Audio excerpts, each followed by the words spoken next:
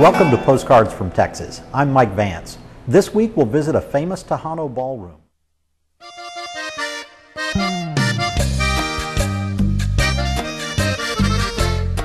Over the years in Houston, there have been more iconic music venues than you can name, but you'd be hard-pressed to find one that means more to the Mexican-American community than the old Pan American Ballroom.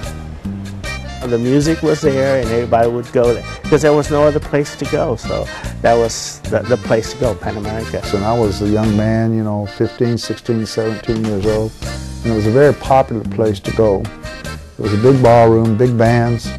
But I enjoyed every minute of that place because there's a lot of memories. The Pan American Ballroom had the best musical acts. In the 70s, 75, it was really big. It was humongous, and they had other clubs that were catering to the tropical music, but the Pan American was the biggest. They started as Tejano music, and gradually in the mid 60s, close to 70s, they started bringing in big Mexican bands, orchestras, and different groups. And they used to bring in famous groups from all over the United States, from Mexico. And that was sort of like, according to Manuel Peña, who's a scholar on Mexican-American music, the beginnings of the popularity of the Mexican-American orchestra. And so you see pictures of them, they're all dressed up in tux, and they have the bandstands, and it's a very elegant scene. The crowds filled the dance floors. Friday, Saturday, and Sunday. At that time, the radio was doing all the announcing, who was going to be there Friday. Friday used to have a Latin band or a tropical band, and then Saturday would be the outside Tejano band would come in. And then they had their matinees on Sunday. I don't know what time they were, but it was early. And everybody was just to go to the Pan American. To my knowledge, it held 2,500, and 3,000 was the max. That was packed, and we went over 3,000. I wouldn't say that it was very elegant because it was not, but it was nice to the point where you could go and just really dance, meet people. So I've got a poster there that Carlos Campos came in, and Carlos Campos was one of the top bands in Mexico, and they charged him $250. It's we laugh at it now, but at that time, that was a lot of money. It drew a Mexican and Tejano audience from all over town.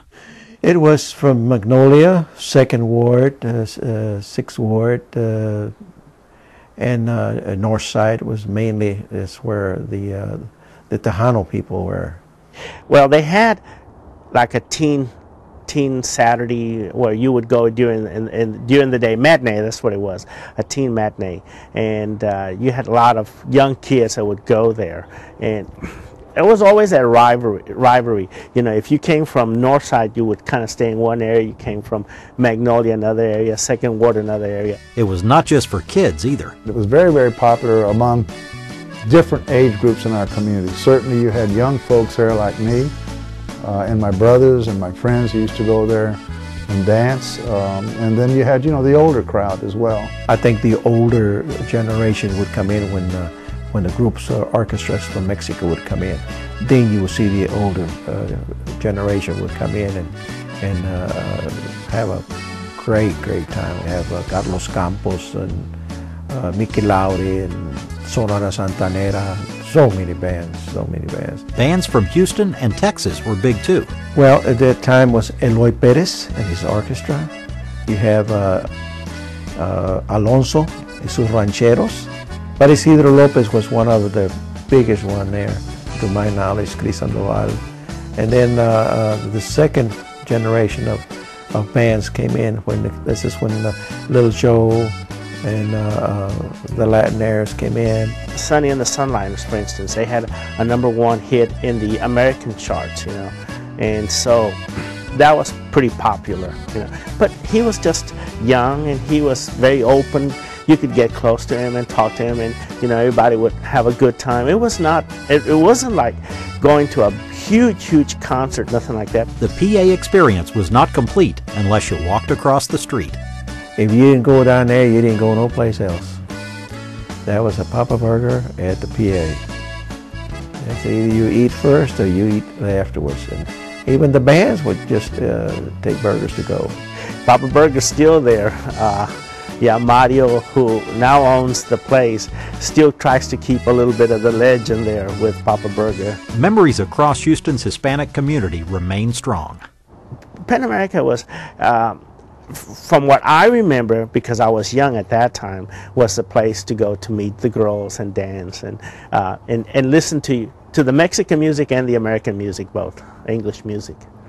There's so many people, even now that I have a radio show, that they listen to the show because I play music from the Pan American, and all the Spanish people that from Mexico and from here, Tejanos, that was one of the house that Tejano music built. Everybody remembers the Pan American.